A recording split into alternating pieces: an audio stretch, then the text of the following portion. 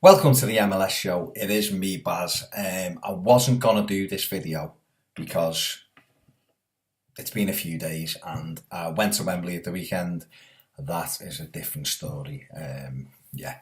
So I didn't get to do my normal results reaction roundup, of all the games. Done a couple of videos in the studio. One about New York City, one about LA Galaxy. Check them out over on the channel.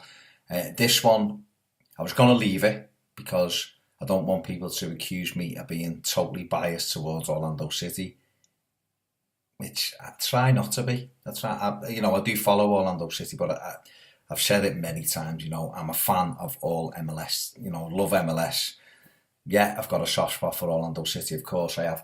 But I'm going to talk about Sunday because it's still bugging me and it's Wednesday and it's still annoying me, the fact that we're still seeing some of these decisions. I'm still seeing that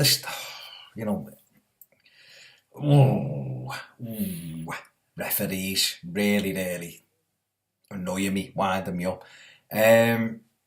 Orlando City went up to New York. It was always going to be a difficult game. New York Red Bulls haven't had the best start of the season, of course. 6 defeats in 7 games isn't the greatest start, of course. Orlando City have started quite well, to be fair. Just the one defeat that was at Philadelphia Union. It was an injury time goal. It was a free kick from Barnetta, which the pro organisation said shouldn't have stood because it was offside. Again, I question whether Bendik had got it regardless of whether they were offside. Anyway, that's another story. Just merely painting the picture of a controversial call. We've had a few this season. We had the debacle then, of course, in the last game against New England Revolution. The penalty at the end, which wasn't. Yes, Kevin Molino got away with the handball. Accept that, no problem. But penalty that was just given as a make-up call, which I can't accept. So they come to New York Red Bulls. They won 5-2 there last season, of course. Got off to a great start. Kyle Larin sweeping home across from Rafael Ramos. Great ball in, lovely finish. Great movement from Larin, to be fair. Got across the defender, just tucked it in. It was a lovely goal. And then Orlando sat back a little bit, I thought New York Red Bulls played ever so well. I thought they had Orlando City on the back foot, loads and loads of pressing. Got it into Bradley Wright Phillips, got people round him, Grella, Sasha Klestin, I thought had a really good game. Dax McCarthy giving it in there, digging in a little bit. And it was a good battle actually in the middle of the park. I thought Seren and Higuita were good in terms of being destructive. I thought they didn't use the ball as well as they have done in the past. Probably let them down the final ball. We had Julio Baptista was in and out. Looked decent at times. Still looks a little bit short on match fitness, of course. And he was dropping into, I suppose, the number 10 role. We kind of went with 2 up front, and then he was dropping back into midfield. Couldn't really get Molino into the game. He had flashes where he'd go by a couple, couldn't quite get him into the game. Winter ran around a lot. Again, he's had much better games. I just thought, to be honest, New York Red Bulls were a better side in the first half, of course. Joe Bendik made a couple of brilliant saves. I think there was one from Grella right on half-time, which was an incredible save. Kind of scissor, side volley, and Bendik got down. It was a brilliant save, and he made a number of saves. Went in a half-time 1-0 up. Okay, decent. From an Orlando City point of view, very pleased to be 1-0 up there. From a New York Red Bulls point of view, Jesse Marsh will have just been saying, carry on. I always felt, I've done it, on the last few reaction videos, I've said about Bradley Wright Phillips. Once he gets one, the floodgates will open because he's a goal scorer and he's had a little bit of a nightmare of late. And I've always felt once he gets the first one, that's it. He's up and running then, and he will score lots and lots of goals for New York Red Bulls. But we got to a situation in the second half. Bendik's pulled off another couple of great saves. And then, for me, the turning point in the game, Lexi Lalas, I kind of, you're all right. I used to dig the beard, and the hair, and you look like a rock star playing football. Yeah, you were all right, and as a co-commentator, at times insightful, at other times yeah, not having you for a second. You can't. Lexi Lalas seems to just. He's like a roller coaster. He's like some of the stuff he says. You kind of get. You understand. You think, yeah, I can see where you're going with this. I understand what you're talking about in terms of the game, the dynamics of the game, and then he'll just start talking utter bullshine for a couple of minutes, and you're thinking, have you even played football? Soccer? Have you even played it? And I know you have because you're in World Cups and everything. Do you actually understand it? But then he picks it back up and you're going, yeah, he's right with that. Weird. Maybe he's headed the ball a bit too much. Or when he was a rock star, he took all the, he just lived a very lively and colourful life as a rock star. But Joe Bendick kicks the ball from the edge of his penalty area. Now, since then, Taylor Twellman has tweeted a still of Kyle Larin, who, as Bendick kicks it, is in an offside position. I've got to say, I didn't notice it at the time, and on the replays, I certainly didn't notice it, and it wasn't picked up on at the time because everybody's eyes are drawn to where the ball lands and not Larin's starting point. But Kyle Larin gets onto the end of the long ball and is racing down on Robles, and I'm going to get this name horribly wrong, so please don't destroy me for it. But Ulet, looked like omelette to me, but I think it's Ulet. Anyway, I'm going to call him omelette. I think he tries to go for the ball, but he just gets it horribly wrong, and he takes Larin out. Now, it's not a penalty because the foul occurred outside the penalty area. But for me, that's a red. There's no question. It's a red card. It's a red card. He should have been sent off. End of story. Red Bull should have been down to 10 men. Orlando City should have had the free kick, edge of the penalty area.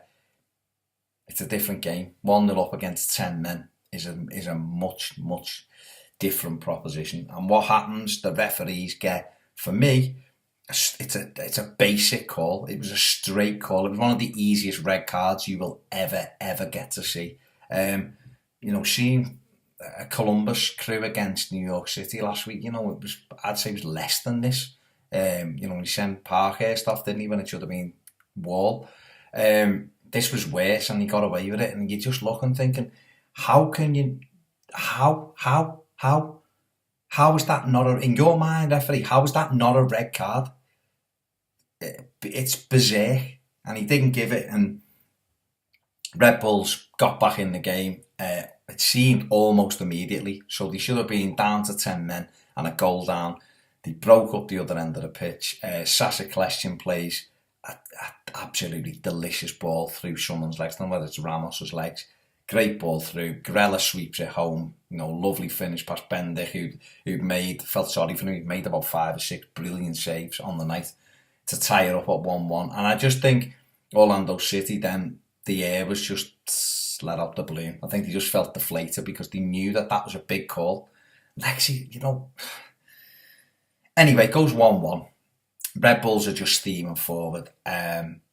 Ball comes in. Grella does a lovely little dink to the far stick. Bradley Wright Phillips underneath the ball. Couldn't miss, to be fair. He needed that to get him off the mark. Roof of the net. 2-1.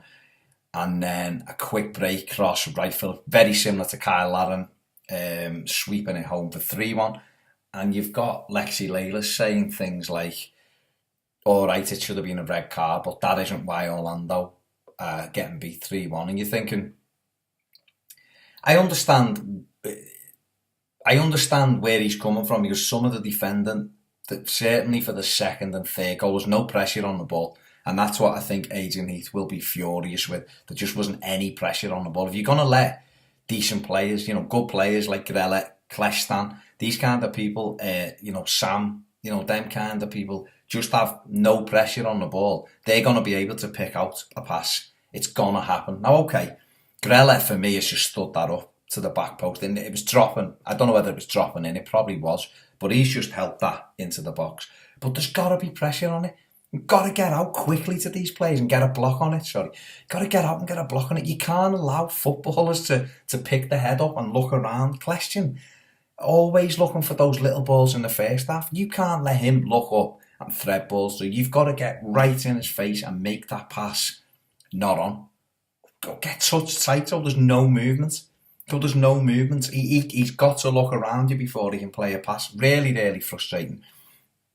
You know, and a 3-1 down. So but for me, Lalas, I nearly threw me remote at the telly, and that's why I've kind of done this, because it's still bugging me, the fact that he's coming out with it hasn't affected the game. If you're 1-0 up and the team you're beating gets a man sent off and goes to 10 men, of course, you're going to be the favourite for that. You're going to be in control. You're a man up, you're a goal up. You see a play like that not get given, not get called, and the next minute that team equalises. It's a double whammy. So they get a boost because they know they should be down to 10 men. They're not stupid. And the referee's missed it. You've equalised. The momentum's with the side that it has got away with it. So for Lexi Lalas to say it wasn't a red, he didn't say it wasn't a red. He said it was a red. But for him to say that it didn't change the game, I think he's totally, totally wrong. As it happened, Omelette scored an own goal. It isn't he, made it 3-2, made it a little bit nervy for Red Bulls. But, you know, as an Orlando City fan, there was no complaints. New York Red Bulls fully deserved the 3 points. There's no question about it. And I think I'd challenge any Orlando City fan, the most ardent one, to try and deny that on the night New York Red Bulls were a better side. Sometimes you've got to hold your hands up, but there's no getting away. And I would take any person to task. Jesse Marsh wants to come on. Any New York Red Bulls fan that wants to argue with me, if they're trying to say that it wasn't a pivotal moment when the man should have been sent off for them. You know, it did change the game. Of course it did.